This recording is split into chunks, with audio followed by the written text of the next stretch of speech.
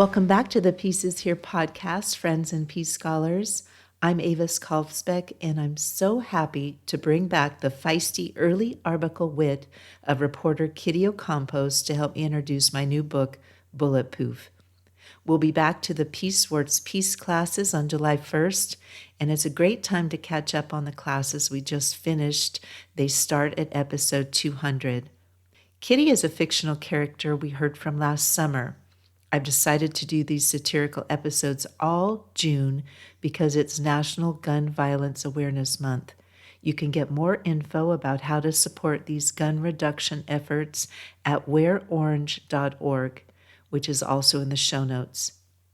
I always knew guns would be a book topic when I started the Pedro the Water Dog Saves the Planet series. If you're new to my work, these aren't kids' books. They're books for people who realize this planet won't save itself. You can find Bullet Poof at your favorite bookstore or for free during the month of June at aviskalfsbeek.com/bullet-poof. That's Poof. Here is one of the dedications of my new book, Bullet Poof. For my uncle and father, who in the late 1960s started a company to lock gun barrels. At a conference in Montreal in 1970, they displayed a large poster of my 3-year-old brother and cousin with the words, "Protect your loved ones." In 1970, Americans owned an estimated 90 to 100 million firearms, largely tied to hunting culture. By 2025, civilian-owned firearms have risen to nearly 400 million, even as fewer households own guns overall.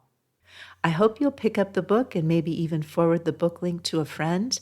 aviskalfsbeek.com/bullet-poof. Together we can work toward a world without guns.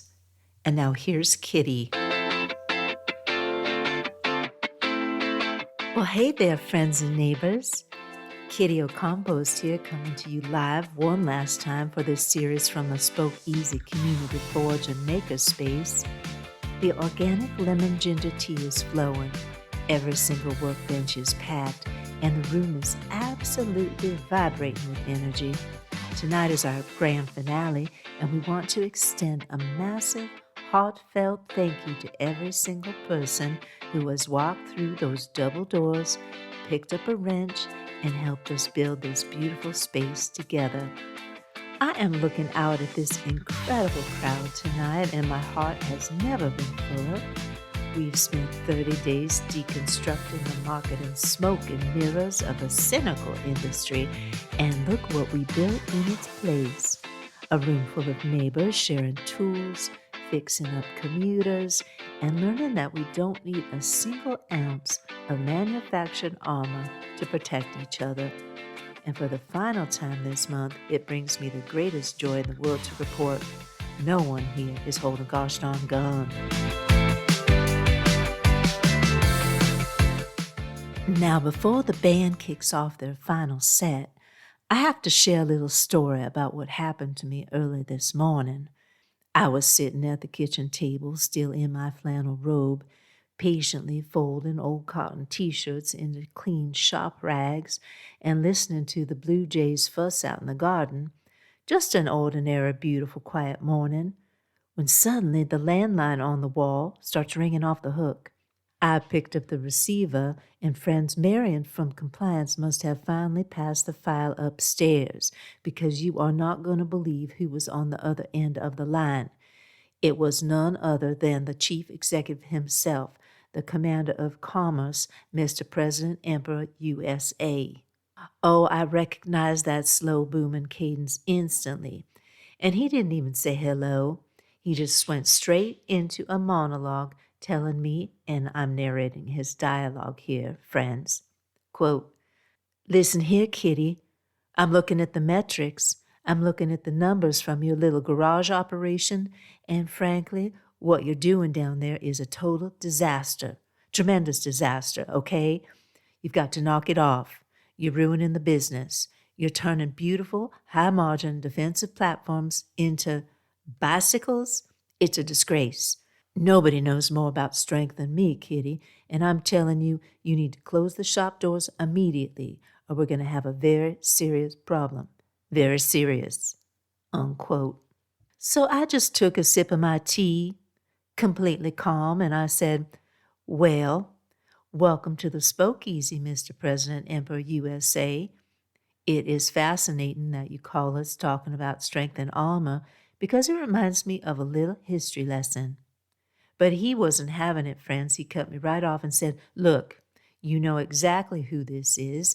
I'm the ultimate authority on strength, real strength, and I'm telling you, strength is about armor. It's about being loaded for bear, thousands and thousands of units, beautiful steel. You're telling people to put down the steel, and it's making us look incredibly weak, terrible, knock it off. So I told him, I said, Mr. President, Emperor USA, we've been looking at the official archives of executive weaponry this week. And do you know what the history books show? When real leaders wanted to project authority, they weren't carrying matte black plastic tactical accessories to the grocery store. George Washington had a pair of elegant, brass-barreled flintlock pistols that spent their time in a velvet-lined case. Later, executives were gifted gold-inlaid ceremonial presentation revolvers that were treated like museum relics, not everyday carry accessories for a trip to get Eggs Benedict. I told him the historical irony is just beautiful. The elite boardroom wants everyday citizens to fill their garages with 400-page compliance manuals and tactical staplers, living in a constant state of hypervigilant isolation. But real executive power has always treated those tools as decorative, ceremonial museum pieces to be locked away behind glass. They want our neighbors to buy into a lifetime subscription of fear, while the history they claim to represent proves that true security comes from a stable, cooperative society. Well, he started sputtering and getting all flustered on the line, saying, Look, the flintlocks were beautiful, okay? The brass was top tier, very elegant, everyone is saying it, but you're missing the point, Kitty. You can't run a country on hex wrenches. The profit margins are terrible, the worst ever. And I just smiled and said, Mr. President, Emperor USA, we aren't trying to run a country. We're doing something much more powerful. We're building a neighborhood. And you can't buy that off a retail shelf, no matter how many fake patches you Velcro to your vest. So thank you for the phone call, but we're going to keep our doors wide open. And I set that phone right back down on the cradle. Whew! Well, how about that for a morning wake-up call? This is National Gun Violence Awareness Month, and as we close out this series, I have one final call to action for every single person listening to my voice. The industry of fear wants you to believe you are entirely on your own. They want you to look at your neighbors with suspicion and invest your hard-earned money in the profit of pain. Don't buy into the blueprint. Take action right now in your own life. Step across your driveway and introduce yourself to the neighbor you haven't spoken to yet. Volunteer at your local school. Find a community space, roll up your sleeves, and help someone fix what's broken.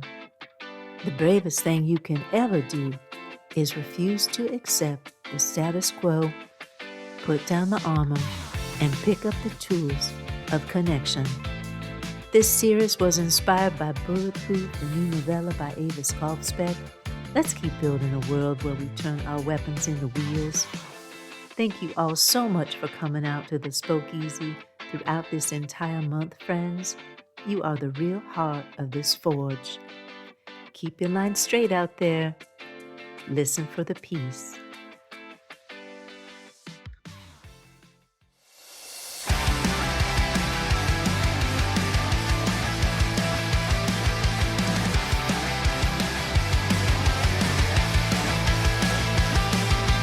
Blueprints are drawn in the high corporate tower, a taxonomy built to monetize power. They weaponize panic, they catalog dread, and trade on the spaces where we walk instead. But the grease is on our hands, the furnace is bright. We're rewriting the future in the shop floor light. So melt down the armor, dismantle the fear.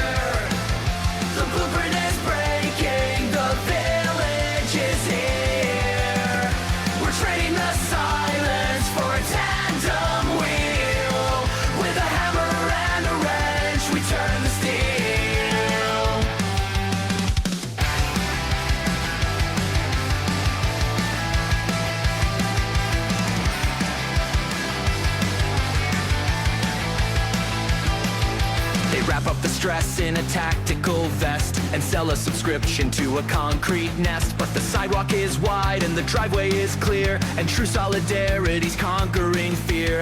Leave the compliance to the suit on the phone. We're building a neighborhood out of our own. So melt down the armor, dismantle the fear. The blueprint is breaking, the village is here. We're trading the silence for a tandem wheel. With a hammer and a wrench, we turn the steel. The gears are engaging, the chain is in place. A beautiful friction in a communal space.